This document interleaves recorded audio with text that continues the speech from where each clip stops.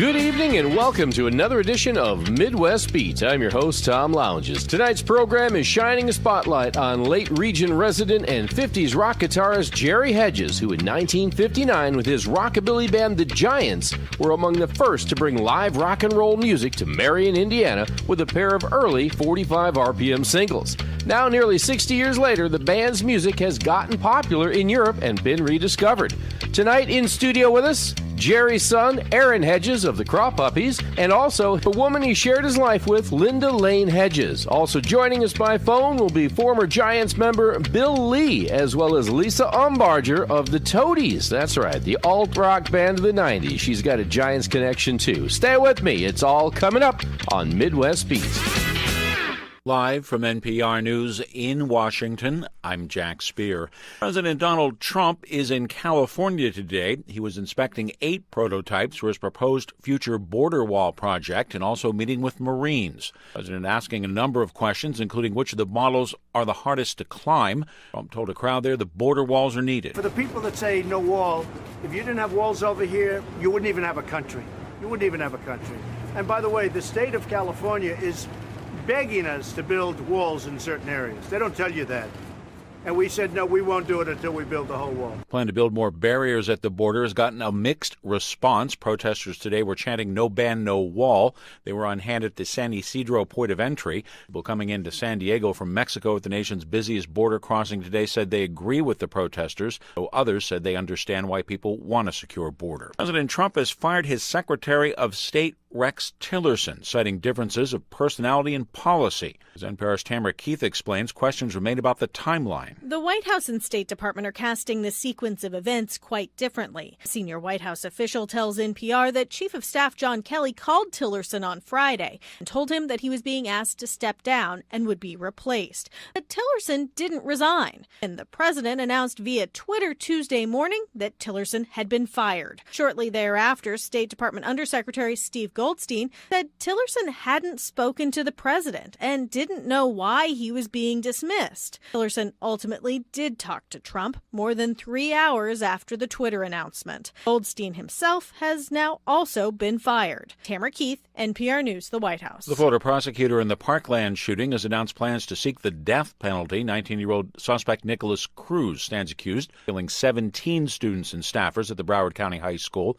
Owen Moore Garrity has more. State Attorney Michael Satz filed a notice of intent to seek death penalty. Clerk of Courts today, laying the groundwork for Cruz's arraignment tomorrow. The defense is not expected to contest Cruz's guilt, but to argue for life without parole, saying adults failed to intervene when Cruz showed signs of emotional distress and potentially dangerous behavior. Defense may also seek to reduce Cruz's sentence on mental health grounds. Cruz faces 17 counts of first-degree murder and 17 counts of attempted murder, along with a number of aggravating factors that could bolster the state's case for a harsher sentence. He's been in custody in the Broward County Jail since the day of the shooting nearly 4 weeks ago. For NPR News, I'm Rowan Moore Garrity.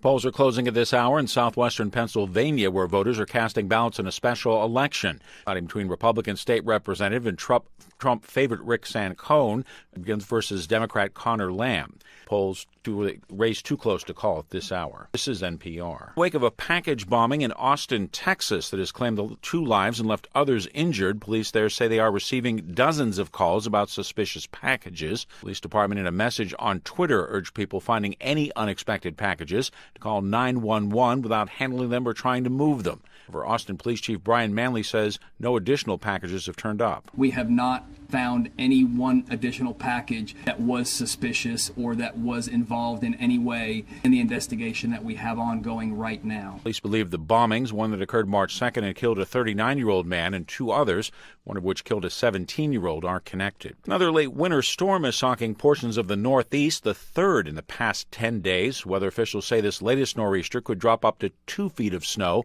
on parts of New England that are already reeling from previous storms. Blizzard-like conditions were reported today in Newport Newport, Rhode Island, and in Boston, Massachusetts. Craig Lamalt of member station WGBH says many people are without power. It's been windy and snowy out here all day, causing more than 215,000 utility customers to lose power. There's been some coastal flooding, but thankfully not nearly as much as in 2 storms earlier this month. All flights in and out of Logan Airport have been canceled, and Amtrak has suspended train service between Boston and New York City until Wednesday. Reporter Craig Lamalt in Boston. Warnings are also up for Maine and New Hampshire. Wall Street today, the Dow was down 171 points to close at 25,007. The Nasdaq fell 77 points.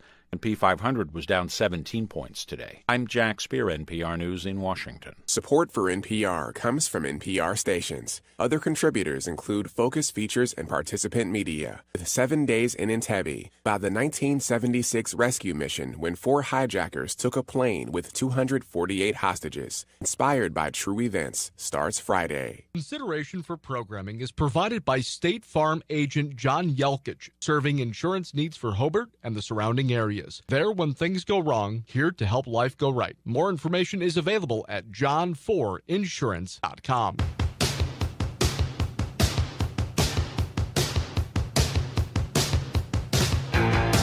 Good evening and welcome to another edition of Midwest Beat. I'm Tom Lounges, your host, and this program is all about music and the people who make it. Well, tonight we're going to go back to 1959. With a gentleman that was a resident of Highland, an educator, a guidance counselor.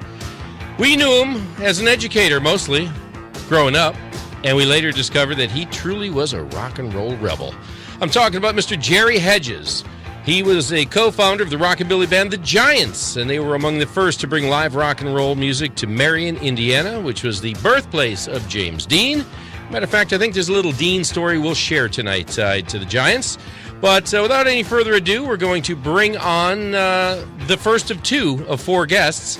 We've got with us tonight Aaron Hedges, who is now a member of the Crawpuppies locally, Linda Lane Hedges, who is the wife of Jerry for many, many years. We're going to get Bill Lee Balsbaugh, who is a former member of the Giants, as well as Lisa Umbarger, who is a former member of the Toadies. And Jose, you remember the Toadies, don't you? Yes, I do. Now, you know, they have a connection to Indiana through the Giants. I had no idea. That is very, very interesting. We're going to hear their version of a classic 1959 tale a little later in the show. Can't wait. All right. So we're going to get Bill on the phone here in just a minute. So Jose, go ahead and try to ring him up. And in the meantime, Aaron, welcome. Linda, welcome. Glad to be here. Now, this is kind of a neat thing because 1959, rock and roll was brand new. And it was born in the South with the rockabilly sound of Sun Records in many ways. Your dad, Aaron, was doing this in the late 50s in Indiana. So he was one of the very first probably to ever play rock guitar in a sleepy little farm town of Marion. Oh, yeah, probably. Mom would know probably better. I don't know. I don't know. That was his high school days, so. Were you from Marion also, Linda? No, I'm from Highland. You are from Highland? Yes. Okay. I graduated from Highland High School in 1962. Okay, well, very good. That's why Jerry came to Highland. When he got out of school, he went looking for a job, and he signed up all over, and there were no openings. I had already signed a contract to come back to Highland to be the assistant librarian. Okay. And so he put in, I said, well, I can't come. I got to go to Ohio because Jerry, my husband's going to be in Ohio, and I'm going to go ahead and be with him in Mount Sterling, Ohio. And Alan J. Warren contacted me and said, would he consider coming here? Now, is he going to be a teacher in Ohio? Yes. Okay, so he already had plans to be a teacher at that point. Well, he wanted to be a guidance counselor, but you couldn't do it right away. Mike Sonny had gotten his draft notice, and they thought he was going to have to go. So they kind of brought Jerry in to do social studies just in case Mike had to go. Okay. But Mike must have had good connections because he didn't go. But Jerry... But he had already been hired. Jerry had been hired. He had already been hired. So he came to Highland because of me. Very good. So had it not been for that, we never would have had Aaron here in the Crawpuppies. You got that right. He'd be playing in some Ohio band somewhere. Do we have Bill on the phone? All right, let's put Bill on the line. Bill is a former member of the Giants, spelled with a J if you're looking it up online, and Bill was the piano man of the group. Hello, Bill. Good evening. We are talking about your former band, The Giants. We've got in studio with us Aaron Hedges and Linda Lane Hedges, and I'm sure you know them. I do. What was it about, let's talk about that year. You guys had to be one of the very first rock and roll bands in Marion. I mean, Indiana, especially the farm towns, was not a hotbed for rock and roll back then. What was it like to be playing that music in Marion? Well, what you just said was so true. Rock and roll was pretty new. Marion was basically, I would say, a country music town, although it was kind of sophisticated. There were some jazz clubs here. We actually started out as a jazz group. Okay. Ron Wolf his dad played in some jazz groups, and Ron was oriented into jazz, and Jerry was probably oriented into country because both his folks really liked country, and Jerry was he was into Bo Diddley, so I think I wanted to quit the country music there. So but, we definitely were the first group, and our own families had a little animosity towards us, and of course, it's just rock and roll was just beginning to enter the scene, and we weren't welcomed too much at the beginning. I was going to say, wild stuff.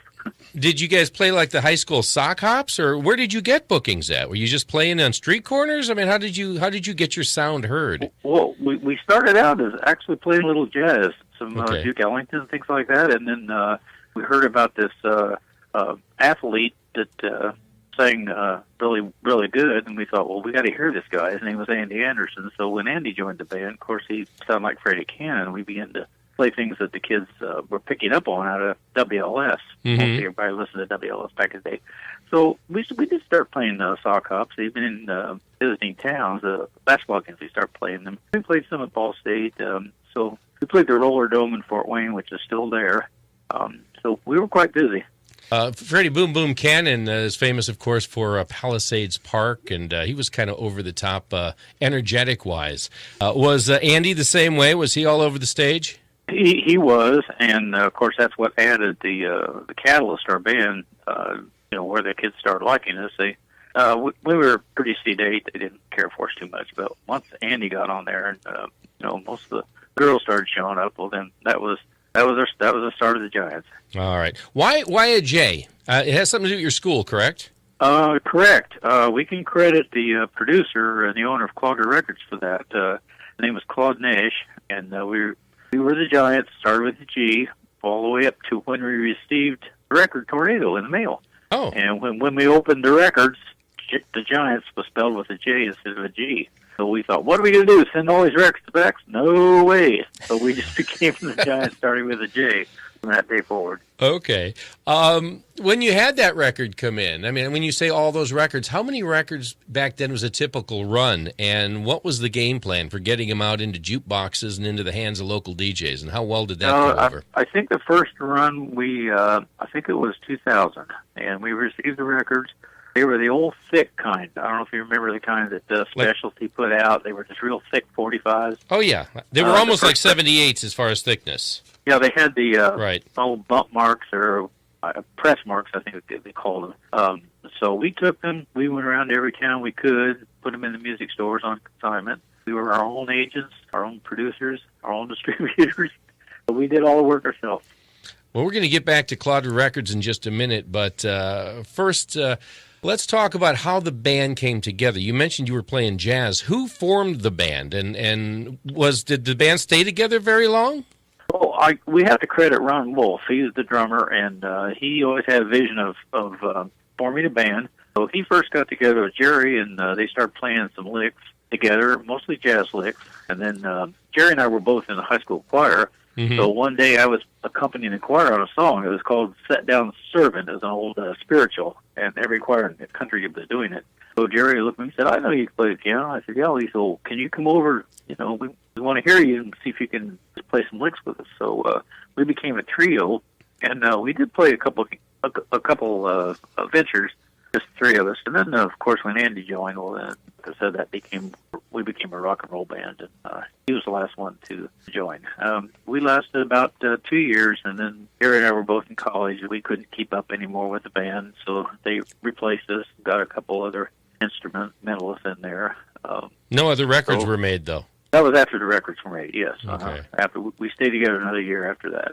All right, we're going to play the first single. This one was the A side, as we used to say, and then we'll get to the flip side a little later. I like saying that term, flip side. No one says that anymore. We're going to do Tornado. This is the first song. We're going to talk about the making of this record, the writing of this record, and the resurgence of this record after this. Stay with me.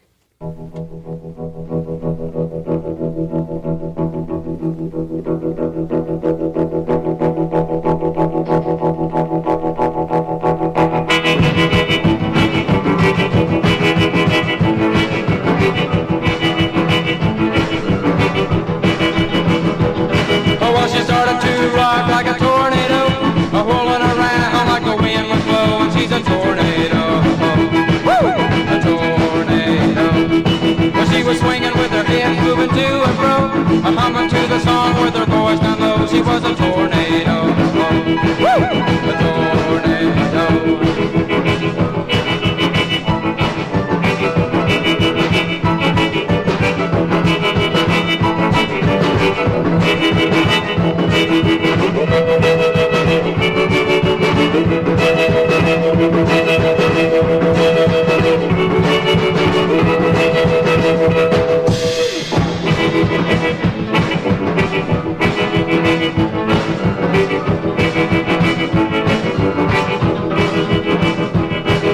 She touched my hand and tore me apart, twisting the veins that led to my heart. She was a tornado, a tornado.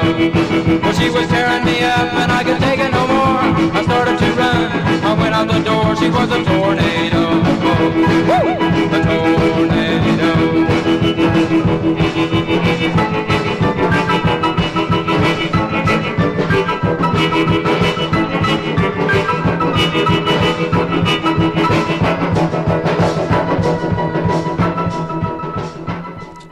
That's a classic track, 1959, Claudra Records. That's the one that, it's had a resurgence in the last year or so. That's Tornado, originally out of Marion, Indiana, the Giants with a J. We've got one of the original members with us. Bill Lee is with us, Bill Lee Balsbaugh. And we also have Aaron Hedges. His dad was Jerry Hedges, the guitar player of the band. And also Jerry's wife is with us, widow at this point.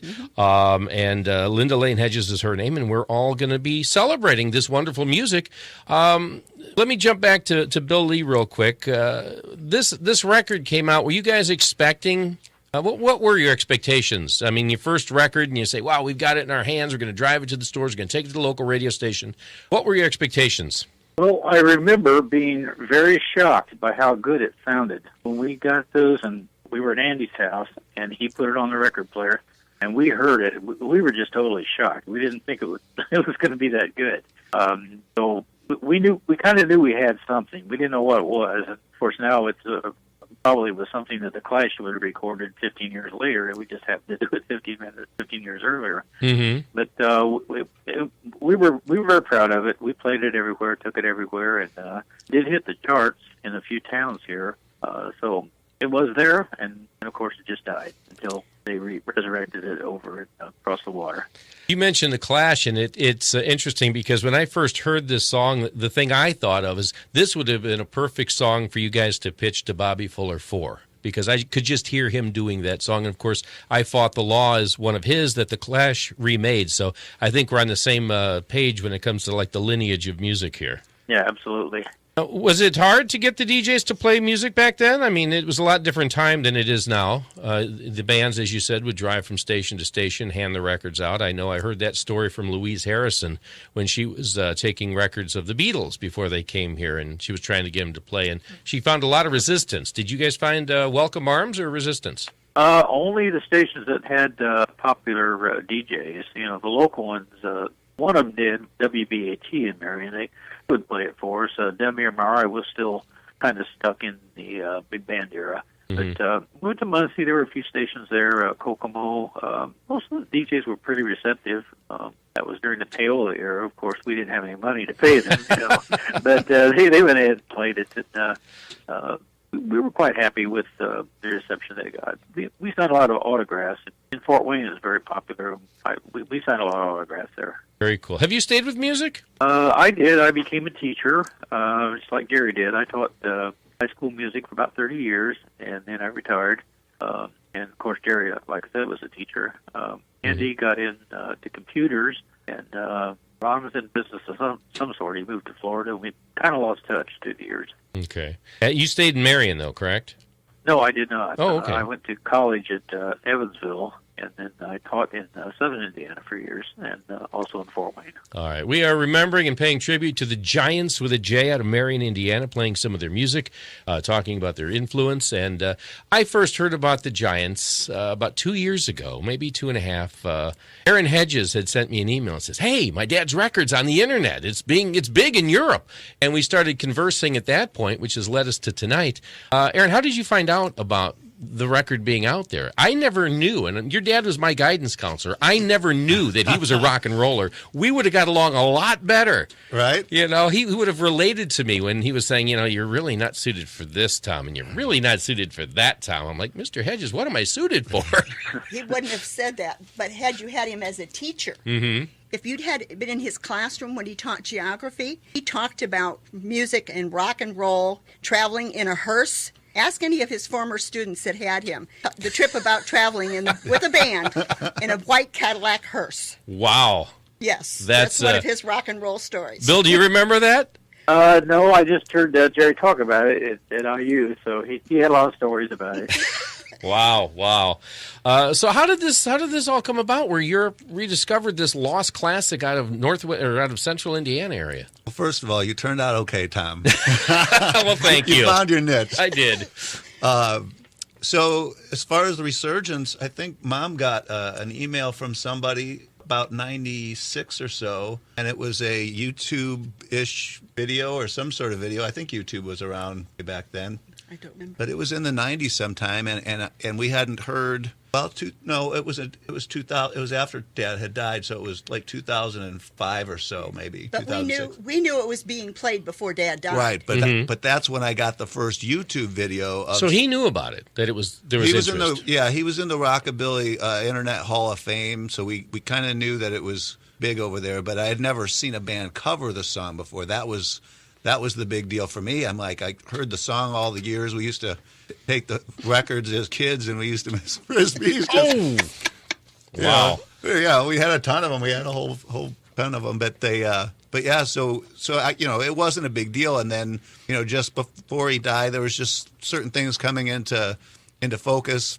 And then that first video of a band actually covering the song on video blew my mind. I think it was in France or London So it was a local European band. Some band just covering it. Wow. And to this day, it's like that song is like is a rockabilly standard all over Europe. Like our Brown Eyed Girl for the Crawpuppies is their Tornado. Wow. For the rockabilly community. So yeah, now you can find it all over the internet. People searching for it and huge resurgence. And of course, then Bill, does it surprise you that this song took on such a new life? And have you had any response from the European market as far as reaching out and contacting you about talking, interviews, or anything like that? I was in Austin, Texas in 1987, and I walked into this music store, was browsing through the racks, and all of a sudden I almost fell over and fainted because I saw a picture on this cover of an album. I thought, what is this? And I just couldn't believe it. I took it up to the guy that was working there, and I said, where did this record come from? He said, well, it looks like a German pressing. So I said, well, do you recognize this guy on the front? I pointed. He said, well, that's you. I said, yeah. So that's the first indication I had that anybody was doing anything with Tornado. So then I did some research and found out that a company called Bear Family out of Germany, which is a really, really nice country into oldies things, and they put it out. They also put a single out, a repressing of the single. I found Northwood Records out of UK, and they had bootlegged it and put it onto a single. So that's how it became popular in Europe.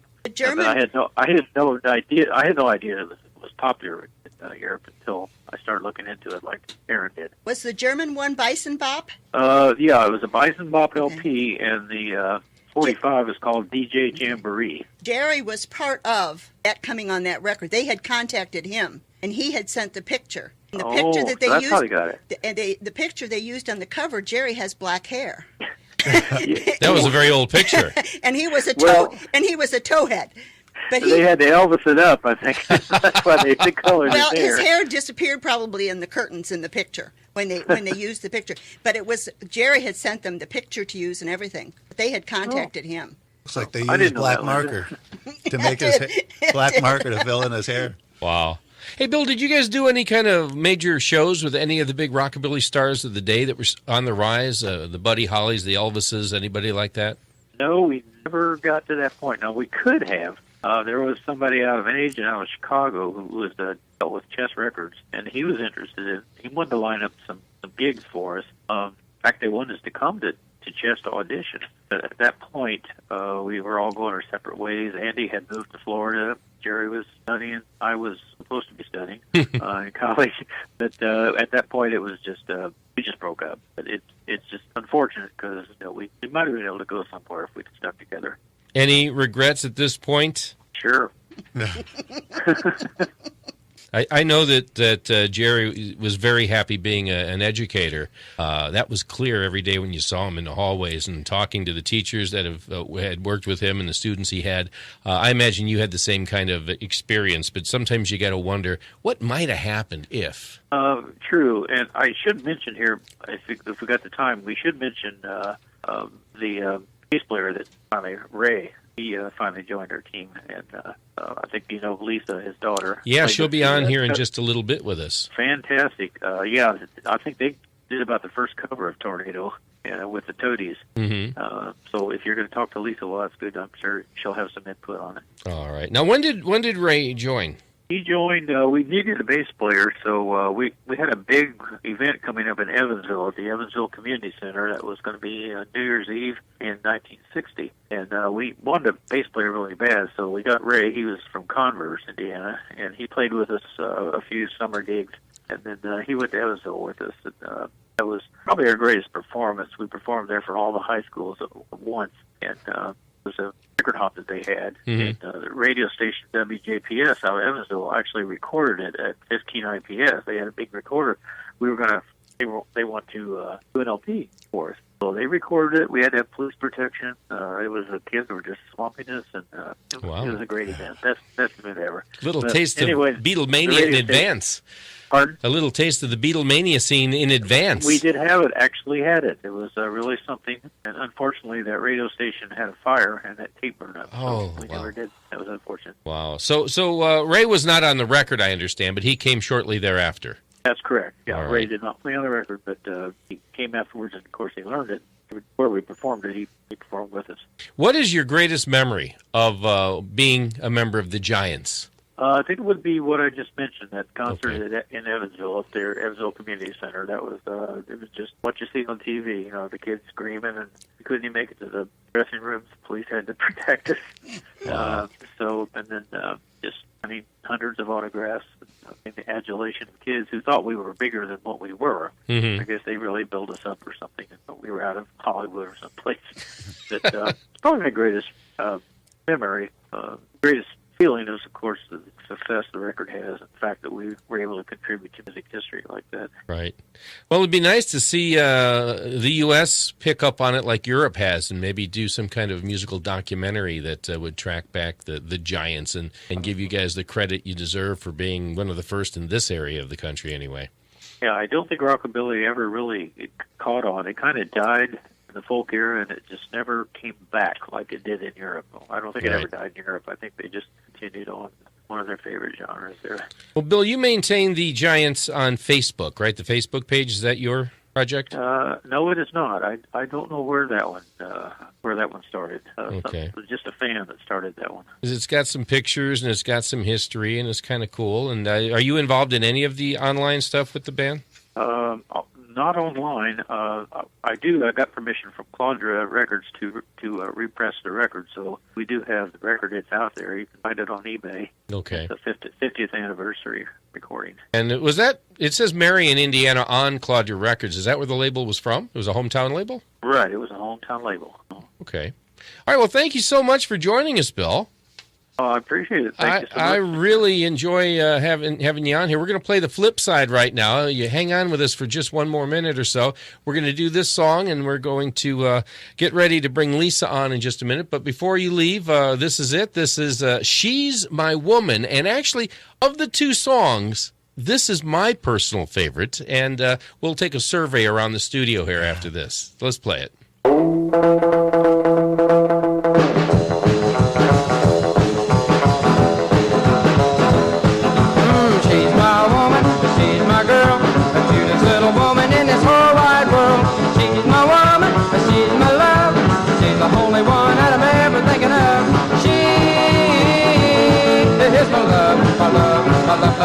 Oh, well, she's my woman, I love her so much.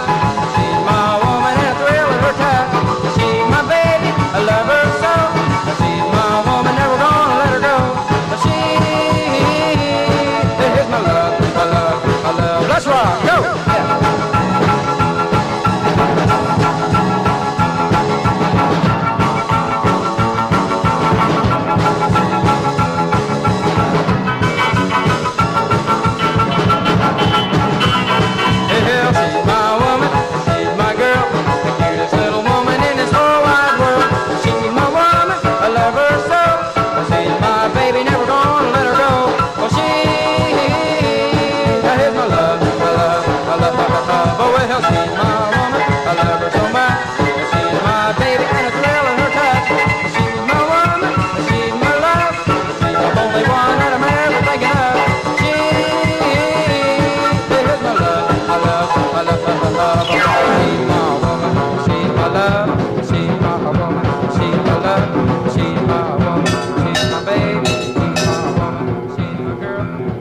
Gotta love the cowbell.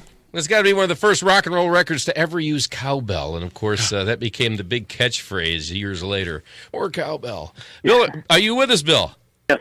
All right. I've got to say, I like that. I like Tornado, but I like that song a lot better. It really is. It's peppier. It makes me want to dance in my seat. Of the two, do you have a favorite?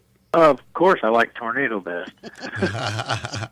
Okay. What about you, Linda? Of course, She's My Woman is my favorite because even though we didn't meet till long after this record, I always felt like it was about me. You just didn't know it yet. Aaron, how about you? Which one? I like them both. I grew up on both of them. It's Tornado had its resurgence, so that's the one that's real popular. But like you said, She's My Woman's got the peppier. So. Yeah, it makes you want to shake and move, and that's what rock and roll was all about back then. That's right. Linda, you mentioned a tremolo on Tornado. Yeah. That was not being used back then.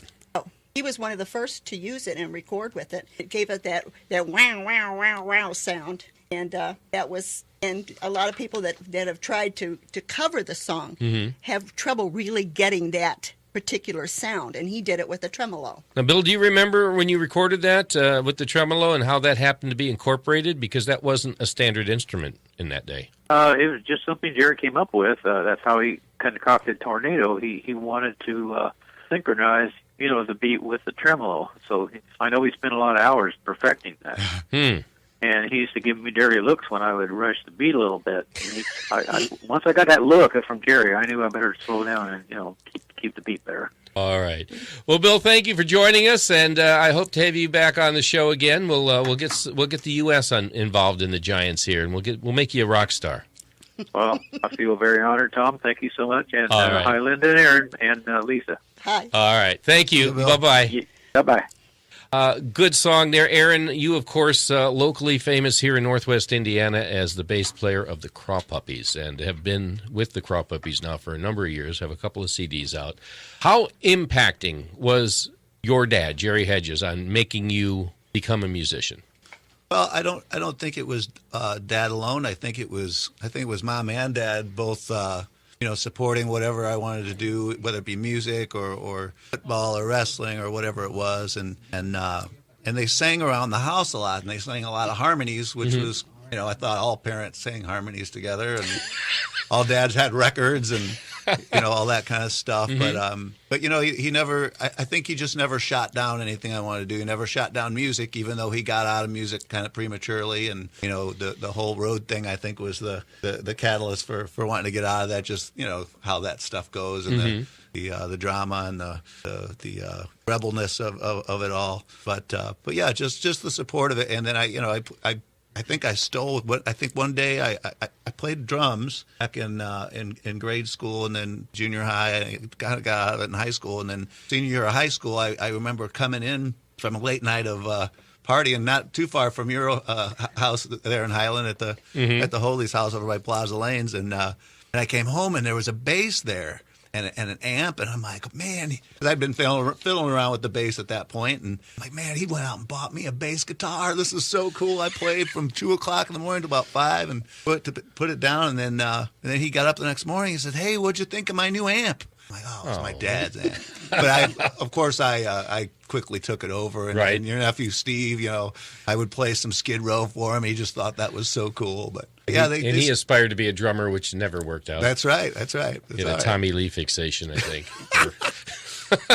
Linda, Aaron was talking about you guys singing in harmony. Were you a musician or a musical person in any way? No, but we used to, when we would go back and forth from Highland to visit his mom and dad in Marion, Indiana. We had a Corvette Stingray, which he had when I married him.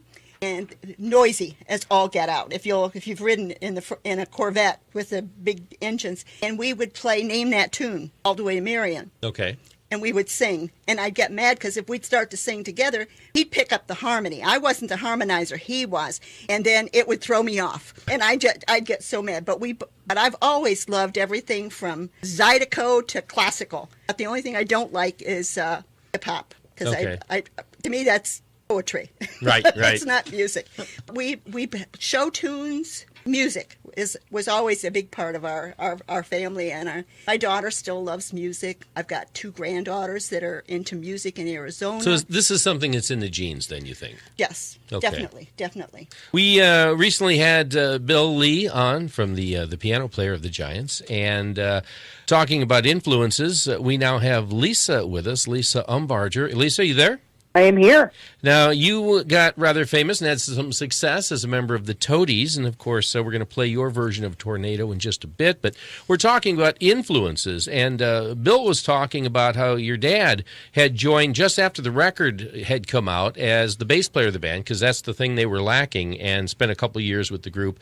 How influential was it on you that your dad was a bass player, that you wound up becoming a very successful recording artist?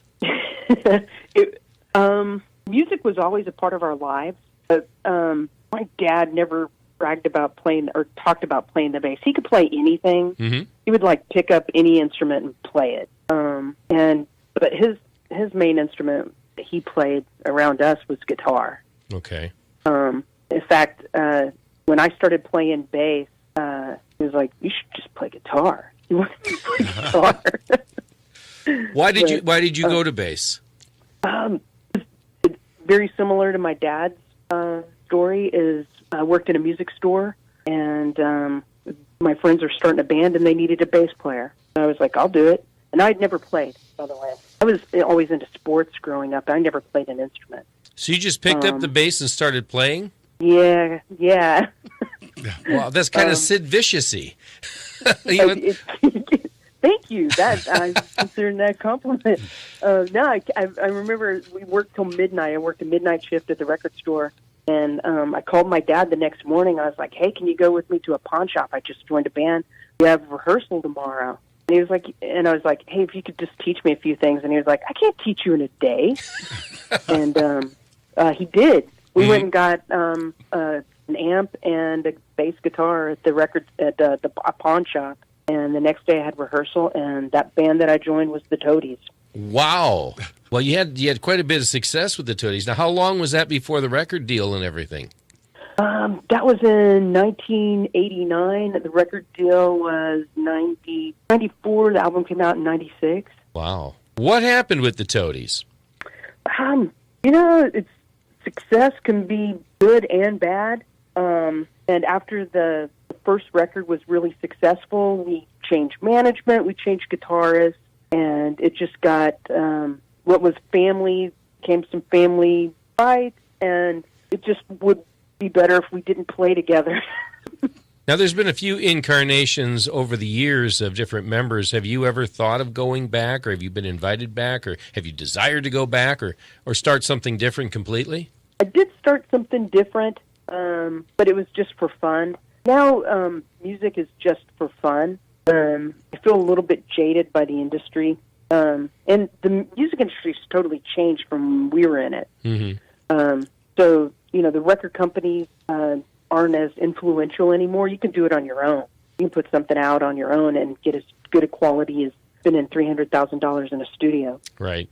So it's a little different, and I still love to play. I still love music, but I don't know if I want to tour and do that again. Do you play now? Do you have a band locally?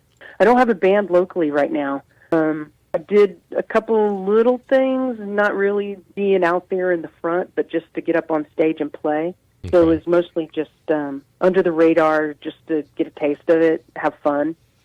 Still write music, but not playing live and not really recording anything. Okay. Aaron, I've asked you a couple of times why the Crawpuppies have not covered one of the Giants songs. Now, Lisa took one of the songs, Tornado, that we're going to play, to the Toadies, and they did a great job, great interpretation of it. What has prevented you? Well, I've always been, being the bass player and just being my personality, I've always been kind of just the kind of go with the flow kind of guy. And of course, I would love nothing but, to do a rendition of it. But the guys haven't really, put that out there as to want to do it. All the Crawpuppies songs and albums have all been Chad, and then we just kind of, floating around them. So I don't know. They've said they would want to, but just never.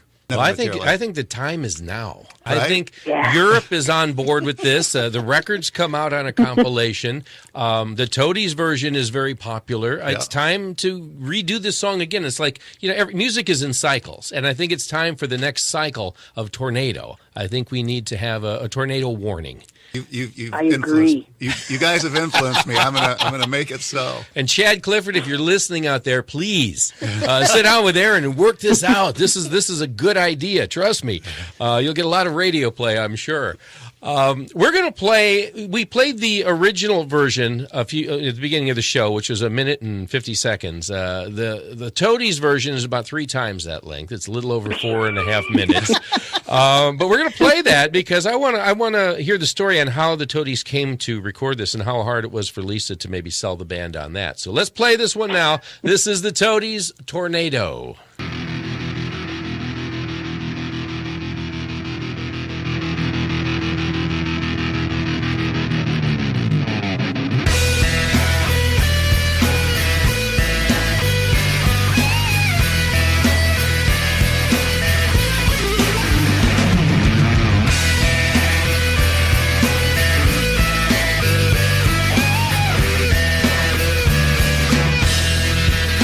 Well, she started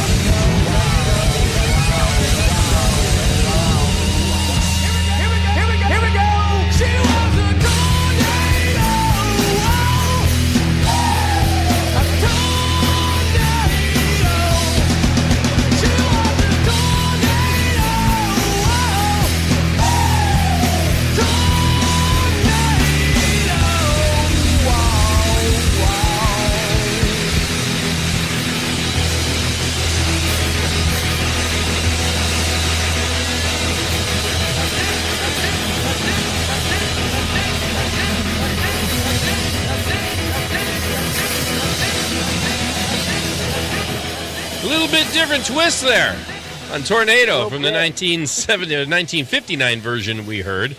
That's, of course, the Toadies, and that's going back to 1998? Is that right? Yeah.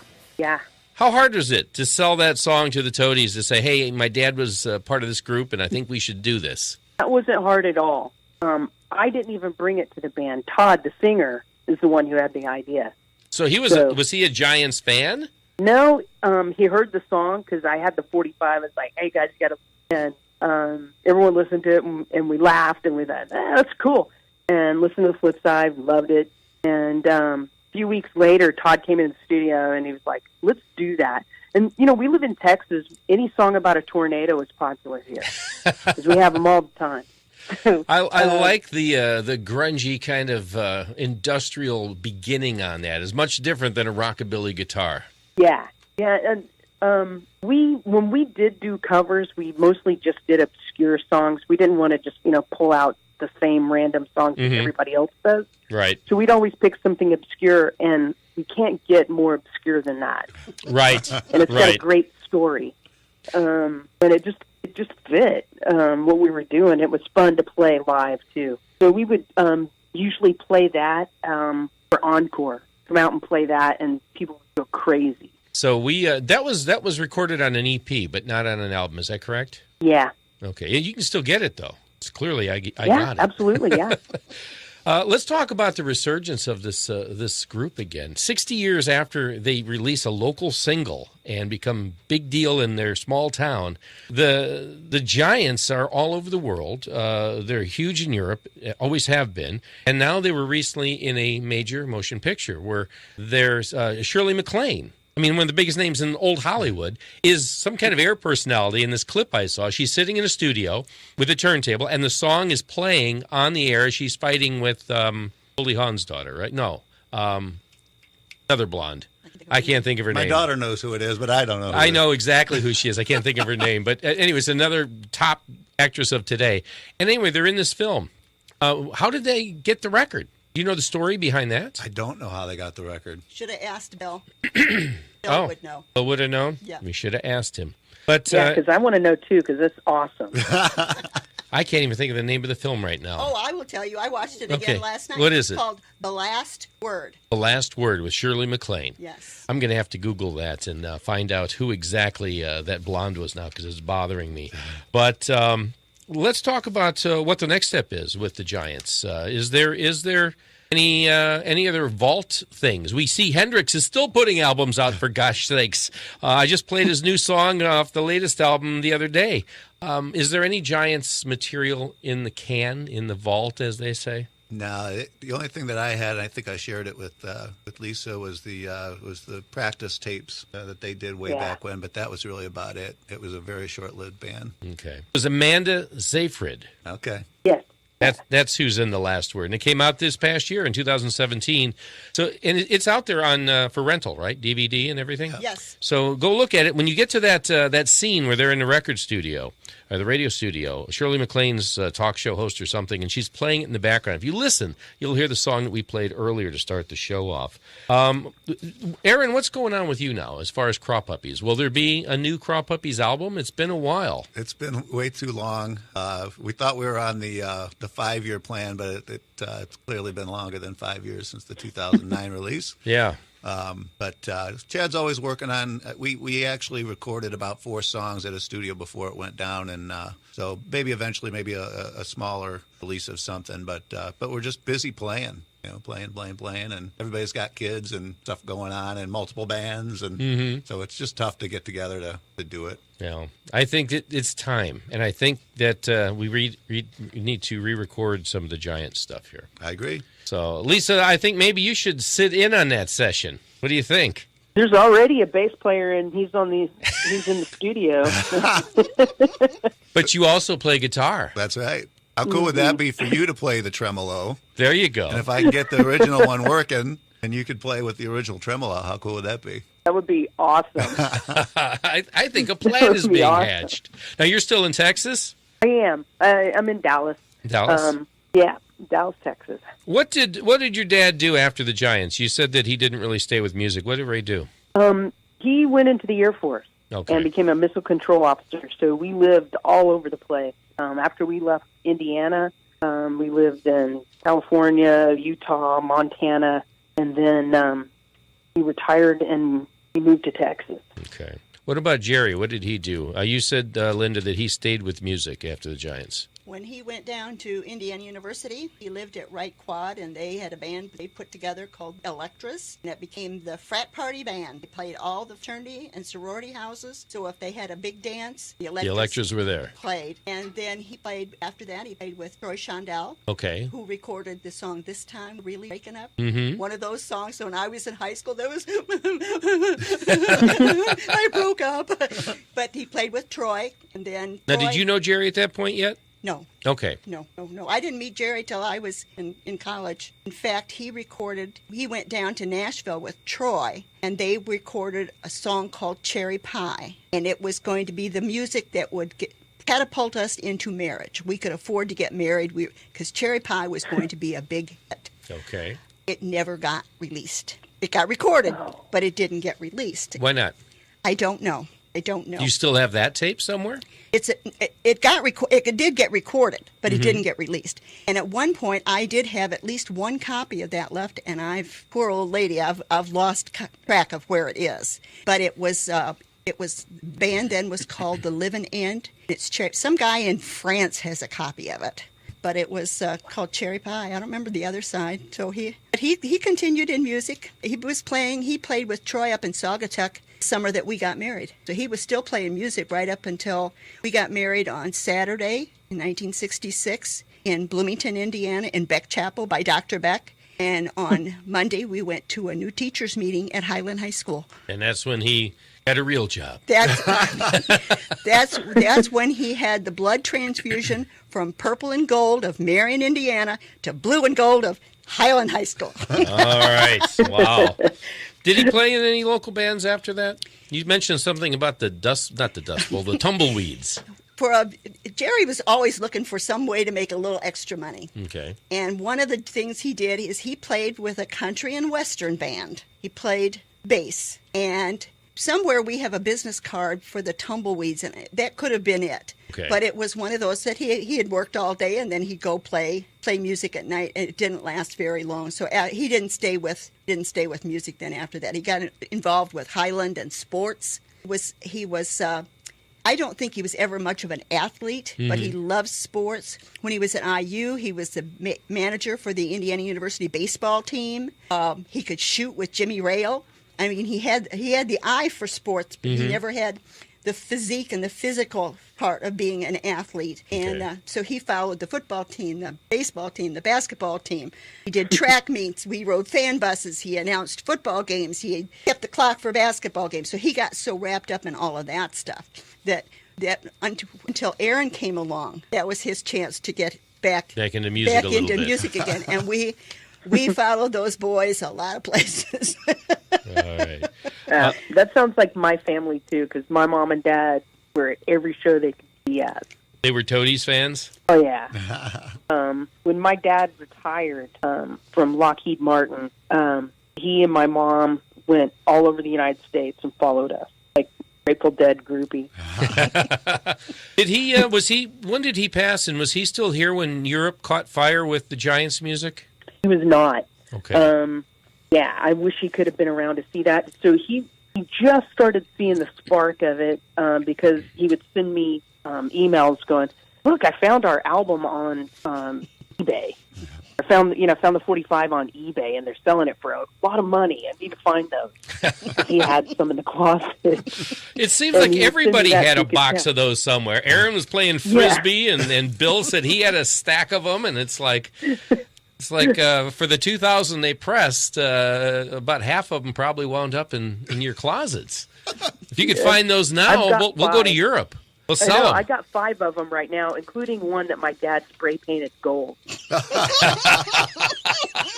Wishful thinking. But you know what? That could still happen if this film takes off and the soundtrack takes off. You never know. That's right. Right. That would be awesome.